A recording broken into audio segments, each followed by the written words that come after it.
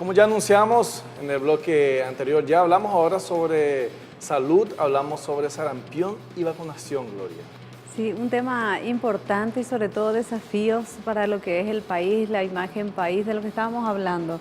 A veces uno piensa en salud que no tiene mucha implicancia a nivel de imagen y sí suma para lo que es la economía, suma para cómo somos considerados o cómo somos vistos afuera cuando cumplimos con esquemas de vacunación, por ejemplo. De manera que celebramos la certificación que recibía el Ministerio de Salud a través del programa ampliado de inmunización. Y sí, es un reconocimiento más que importante y no es solamente un trabajo de ahora, sino de años y sobre todo ahora viene lo más duro, sostenerlo. Sostenerlo y que no se infiltre ningún caso. Es así, es como tiene que ser. Exacto, la doctora es la que más sabe. Justamente tema, ¿no? por eso damos la bienvenida a la doctora Sonia Arza del programa, directora de la Dirección General de Programa Ampliado de Inmunización, PAI más conocido. Así mismo, muy buenas. Muchas gracias por la invitación.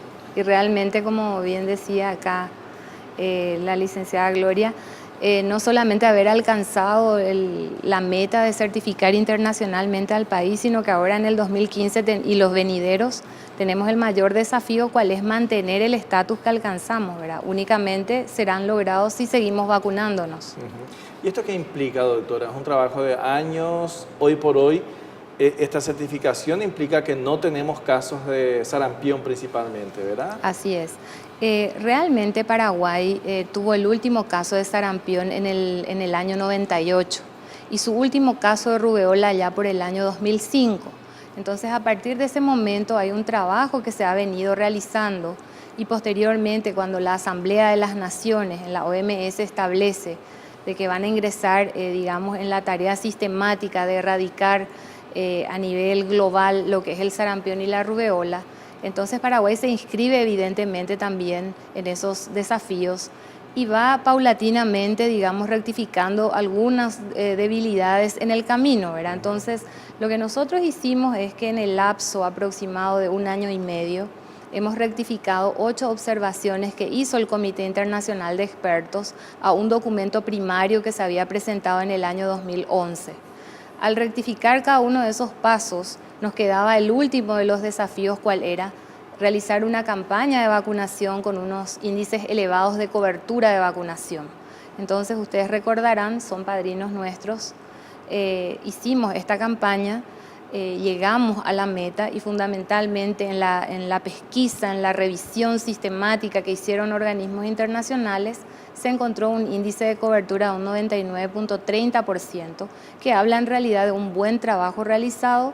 Se mandan todas estas documentaciones, el comité lo analiza internacional, ¿verdad? No son extranjeros, y posteriormente nos dan la certificación aquel 8 de septiembre del año pasado y ya por escrito este 8 de enero del 2015, en donde ya queda el aval documentario de los logros que en realidad hemos realizado en este corto tiempo, ¿verdad? Esto implica también mucha conciencia por parte de los padres, ¿verdad? Porque la vacunación es gratuita, o sea, la mayoría de las vacunas que el chico, el niño, la niña necesitan están cubiertos por el Ministerio de Salud Pública. Algunas de esas vacunas están disponibles inclusive en sanatorios privados en forma gratuita, de manera tal que acá es una cuestión de conciencia y saber qué hay detrás de la no vacunación principalmente. Así mismo es. Es un compromiso, digamos, una responsabilidad compartida, porque el paraguayo y la paraguaya tienen que entender de que hoy tiene un esquema de vacunación que nada tiene que envidiar a países de primer mundo.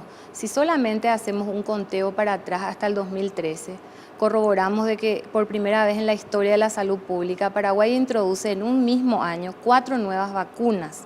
Y la inversión que a lo mejor a principio eran de escasos, digamos, financiamiento, actualmente el país invierte más de 42 millones de dólares por el esquema de vacunación que tiene.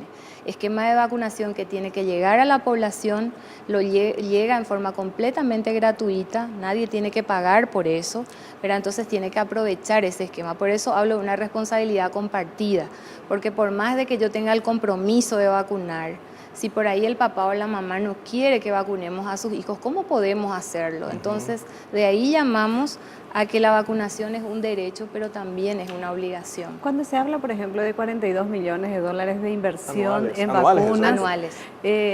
Uno piensa, ¿no? Siempre se habla en salud que lo mejor que se puede hacer es prevención. Uno simplemente va, por ejemplo, a emergencias médicas y ve los gastos que se tienen por accidentes de tránsito, que son evitables. Pero se habla de montos muy importantes, inclusive creo que llega a 100 millones por cada paciente y que es elevadísimo. Y cuando hablamos de estas vacunas, aparecen como montos muy grandes, pero ¿cómo uno eso tiene que pensar? ¿Es salvar vidas, un niño que no fallece? Personas adultas también que pueden aspirar a una mejor calidad de vida. ¿Qué significa cumplir con ese esquema de vacunación?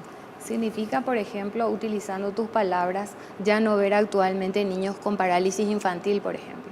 Eso cómo se ha logrado, y a través de 2 gotitas que nos tomábamos de chiquitos, nosotros, esta generación ya no ha visto parálisis de niños, ¿verdad? Y lo mismo acontece, por ejemplo, en el caso de la incorporación en el año 2013, se incorpora la vacuna contra el cáncer de cuello de útero. Realmente el impacto que va a generar en salud pública de aquí a 15 años, en realidad va a ser muy importante, atendiendo que Paraguay tiene una carga muy alta de casos de, digamos, de cáncer de cuello de útero en mujeres muy jóvenes. Entonces, hablamos no solamente de evitar enfermedad, hablamos de evitar complicaciones por la misma enfermedad y hablamos también de evitar muertes a causa de las complicaciones que generan esas enfermedades, ¿verdad? Justamente todavía vemos personas que tuvieron ojo derecho, polio y la gente, bueno, ya doctora, o sea, y que quedan con secuelas, o sea, no quedan totalmente paralizados, pero quedan. Y hay mucho, hay todavía, no sé si manejan estadísticas, pero es fácil ver en las calles de la ciudad, de Asunción o en el interior, personas que quedan con esa secuela y justamente son consecuencias de la falta de esas 2 gotitas. Así mismo es. Y lo otro, o sea, que para qué ir tan lejos, lo de la polio ya básicamente no vemos, pero ¿qué ocurre si un adulto no se vacuna contra la vacuna antitetánica y justo tiene un corte en los accidentes que bien habla Gloria y de repente, en vez de morir en el accidente, termina muriendo por un tétanos? Claro. Que es completamente evitable con una sola dosis de vacuna. Entonces, son situaciones que a lo mejor a veces no analizamos con la profundidad que debiéramos de analizar, porque como son enfermedades que ya prácticamente no vemos, pero eso cómo se logra a través de la vacunación. Y lo otro es también la óptica que tiene generalmente el paraguayo o la paraguaya de mirar de que la vacunación es solamente para el chiquitito. Para el bebé. Para el bebé. Sin embargo, el adolescente tiene que vacunarse, adultos jóvenes tenemos que vacunarnos, ¿verdad? Y por supuesto que cuando ya tenemos la suerte de llegar a 60 y más años, hay vacunas también que están contempladas para esas edades, ¿verdad? Y principalmente... simplemente un tema, ¿verdad? Porque ella hizo mención a esto, por ejemplo, que nosotros capaz que no veamos, porque van a pasar como 2 o 3 generaciones, el tema del cáncer de cuello uterino. ¿Cuántas veces madres jóvenes fallecen, dejan hijos pequeños? Eso significa casi una destrucción de una familia. El tratamiento de cáncer siempre se dice que destruye la economía y una familia. Pero por el otro lado yo recuerdo lo que fue esa campaña, qué dura fue porque te tocó esa parte de la gente que no entendía. La gente que inclusive se guiaba por cierta información por internet, era hacer como que pura docencia y pedir permiso a los padres. Y uno pensaba a lo lejos, ¿no? Es tratar de que esa hija no tenga ese tipo de problema, que no tenga esa enfermedad. ¿Cómo ustedes pasaron esa experiencia? Que hoy, por ejemplo, hasta se ve natural, o sea, hay que vacunar, es como que es ilógico pensar de que uno no quiera vacunar, pero hasta hace un año era impensable, había un cuestionamiento tremendo, ¿no? Críticas, cuestionamientos por parte de padres en el colegio donde estudia mi hija, por ejemplo, ahí recuerdo la oposición de de las madres Claro. principalmente. Y ahí solamente, o sea, nosotros en salud pública no nos cortamos solos, o sea que dependemos también de organismos internacionales y hablamos de una salud pública mundial realmente. Entonces, si los países van avanzando y ya hay, por ejemplo, países de primer mundo que ya tenían estas vacunas y están logrando ver ya el impacto a mediano y largo plazos, entonces Paraguay, la inequidad que existía, esa brecha que existía, finalmente lo rompe. Y una cosa muy importante también es que Paraguay introduce estas vacunas antes que otros más potentados que nosotros, como Brasil, por ejemplo. En este 2015, por ejemplo, Argentina va a introducir la vacuna de rotavirus, que Paraguay ya lo introdujo en el 2010.